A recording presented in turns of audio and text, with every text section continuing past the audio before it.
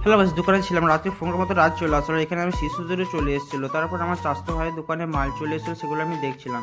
তারপর আমি চলে আসলাম বাড়ি, এবং বাড়ি এসে দেখছি আমার চাচাতো ভাই এখানে মাধ্যমিকের জন্য প্রিপারেশন নিচ্ছে। তারপর পাড়া ভাইয়ের সাথে আড্ডা মারছিলাম, এবং আড্ডা মারতে মারতে আমার চলে আসলাম আমার আতিকা মামা, এবং তাকে একটা ছড়া পড়ার জন্য বললাম, এবং সে একটা সুন্দর ছড়া বললো আমাদেরকে।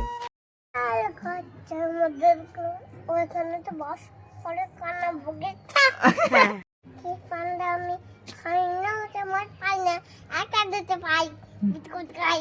তারপর দেখতে পাচ্ছিলাম আতিকা মামা কত সুন্দর ছড়া বলে, কেমন লেগেছে কমেন্টে জানাবেন। তারপর আমি আর রাত চলে আসলাম আমাদের মাঠে আমাদের সরষে জমিটা দেখার জন্য। আর এটা হচ্ছে আমাদের সরষের জমি, সরষেগুলো খুবই সুন্দর বেরিয়েছে, এখানে এসে দেখলাম আমরা। তারপর বিকেলে চলে এসেছিলাম দোকানে, এবং দোকানে এসে আমার রাহুল বন্ধুও চলে এসেছিলো। তারপর সন্ধে হতে আমরা সবাই মিলে বেরিয়ে পড়লাম চায়ের দোকান যাওয়ার উদ্দেশ্যে। আর এখানে দেখতে পাচ্ছেন রাজ চালাচ্ছিল বাইকটা। তারপর একটু আসতে আমরা পৌঁছে গেছিলাম চায়ের দোকানে। তো এখানে এসে আমরা সবাই খেয়ে নিলাম এক কাপ।